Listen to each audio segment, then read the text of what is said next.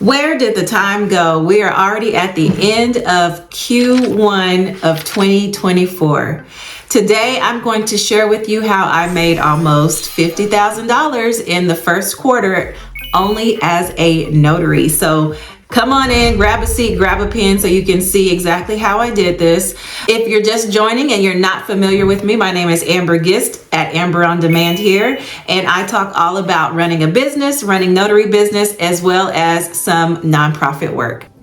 So let's dive in and see how I made almost $50,000 this quarter, 2024. So I have written every single detail down. Don't worry, I'm going to give you all the details so that you can have some inspiration, motivation to help you get your business in order and your business plan together so that you can do the same. Before we begin, I do want to talk about how important it is to have a business plan in place for your notary business so that you can see exactly what your goals are. You can set a budget and see what services you're going to offer.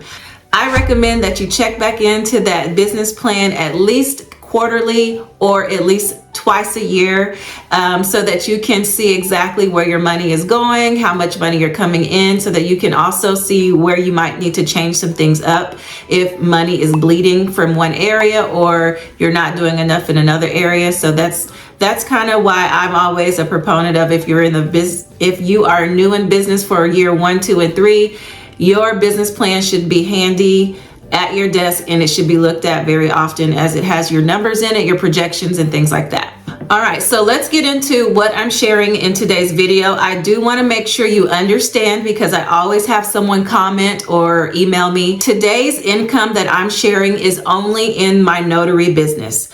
I am not sharing income from other businesses I have. I have multiple businesses, but this channel focuses on how to grow your notary business and then just business in general. And so I, again, want to reiterate today, the income that I'm sharing is only from stamping my stamp, contracting another notary to stamp her stamp, and doing other services within the notary business. All right. I have to put that disclaimer because there's always going to be someone that says, well, is this from other work that you do or blah, blah, blah. No, I could make another video on that. If you're interested, just let me know. However, today is focused only on notary work. All right, so to break it down, today I'm going to be sharing all the services that I provide within my notary business so that you can see the amount of money I'm making in each category. I'm going to talk to you about how many contractors I have contracted with to do some of the work in other areas or in other states for me. And so that all is calculated into my expenses so that you can get a good idea of the cost and expense of running this type of business. I'm going to talk about the area that I work in my notary business. I'm also going to break down the income and expenses by the services, and I'll tell you a little bit about majority of the expenses that I do have in each of those categories. So I'm going to get detailed, but I'm not going to get $15.95 on this, $18.95 on that, because obviously that would be a really long video. I am going to average it all out, summarize it, and tell you a list of things that I have either spent money on or services that I've spent money on that will be calculated into the expenses portion of today's video. And then again, all of that's going to calculate to my overall profit. And then I'm going to, at the end, share how I plan to increase this for Q2 and moving on into the rest of this year, 2024. So let's go ahead and get ready. I hope you have your pen, hope you have your coffee. We won't be here too long, I promise. However, it's going to be just long enough. Let's get started. All right, as stated at the beginning of this video, I am going to share exactly how much I made in Q1 2024 within my notary business. So the gross amount of income that I made, I have everything written down. So if you see me look down, I'm just referring to my notes because that's a lot of numbers, is $61,300. Now that is not the profit. That is not the amount that includes expenses. That is the overall amount that I made. And so now it's time to break that down for you. Okay, so I do have notes here and I'm going to just kind of read over it and then tell you a few extra details. I'm going to say 3, but I'll tell you again, it's actually 1, 2, 3, 4, 5 services that I offer in my notary business are General notary work, which is like specialty notary, any affidavit, when I work with wills and trusts, with attorneys, or just any kind of power of attorney, any general document. Because if you're a notary, you know that on a daily basis, you'll get someone saying they need 1 document notarized here, 3 here, and they're all just general documents. They don't fall in any other umbrella. So that is one of the services I'm offering in my business. The other one is loan signing, of course, where I am doing notarizations with a title company on real estate documents or loan documents for the purchase or sale of real estate. Then we've got Apostille, that is documents that are going to be used outside of the country. And then we've got RON, Remote Online Notary, and I-9 Employment Verification. So I'm going to tell you the calculations here are only going to be 3 categories, because Remote Online Notary I put into general, and then loan signing, because it's kind of the same, it's just online. I didn't really separate RON, okay, if that makes sense, just because it's still general notary appointment. However, I did it on my computer, if that makes sense. If it doesn't, let me know in the comments and I will explain it in detail in writing to your specific comment.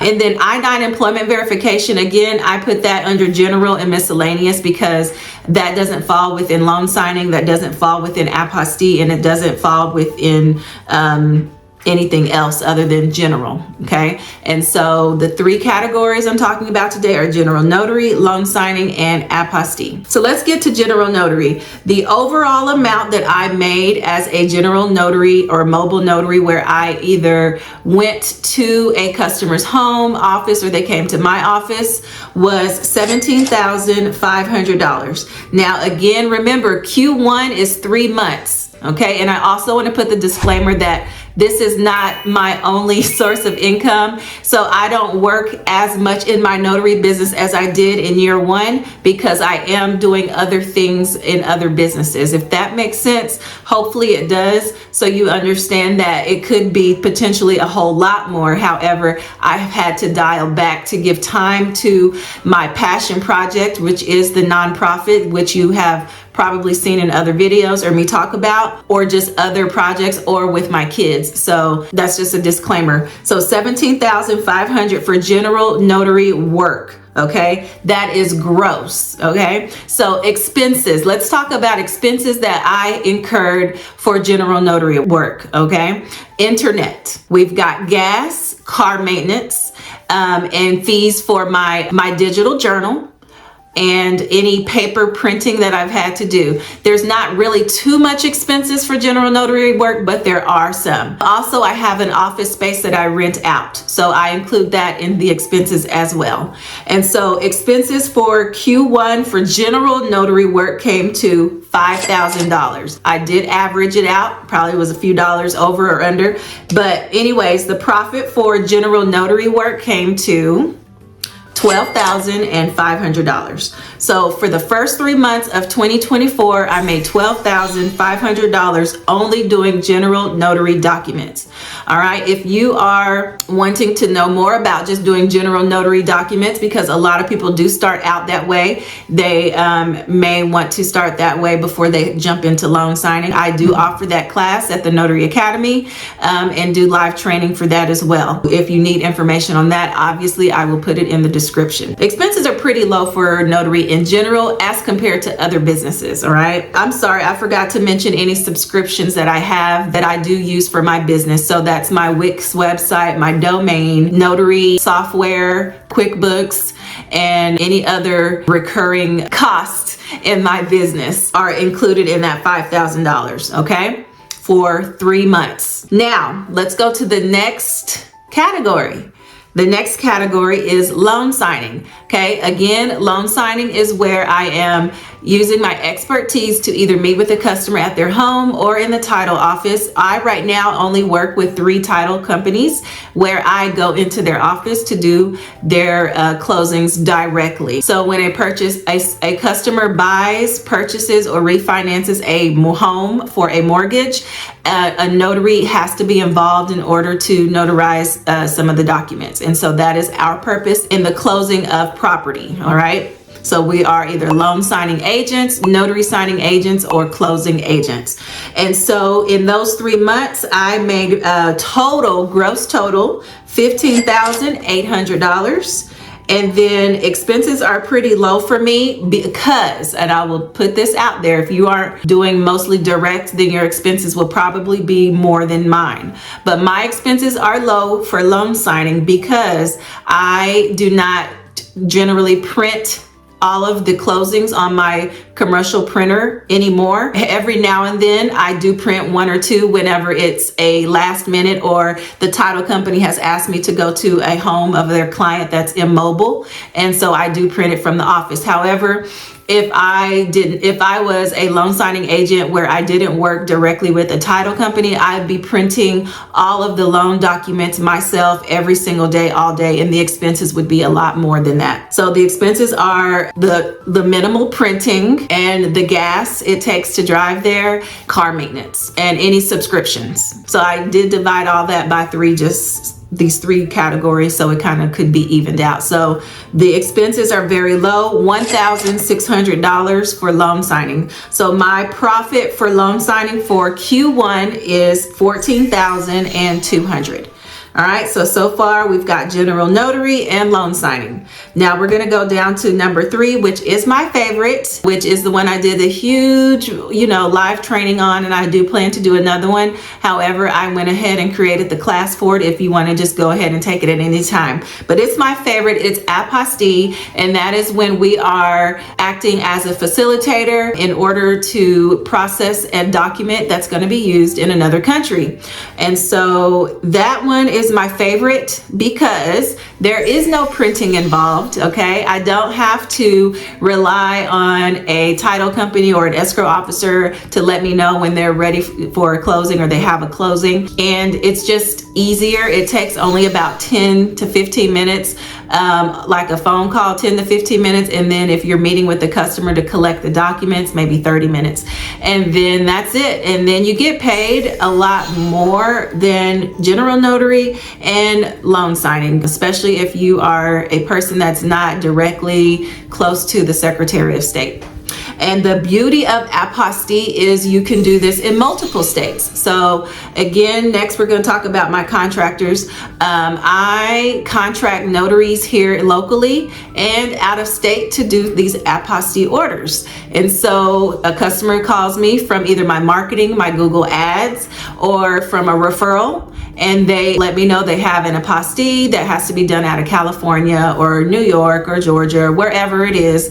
And then I go ahead and get my team ready to get that taken care of. And so that's the beauty of apostille. It's not state specific. You can do it from anywhere. You don't even have to be a notary to do it. However, it's beneficial to be a notary so that you can also be the one to notarize the documents. That one, I brought in $28,000 for Q1 just doing apostille work, which is pretty good considering Q1. And then the expenses I have for that are going to seem high, but I will tell you why they are high. Because when you do apostille work, there are shipping fees if you're doing any shipping. Although the customer does pay the full price, that's not profit for me. So I deduct that amount, if that makes sense, okay? So let's just do a flat 100, shipping costs 20. I'm not counting that 20 as profit for me at all. Next expense is any state fees. Whenever you do apostille work, you do have to pay the state fee that you're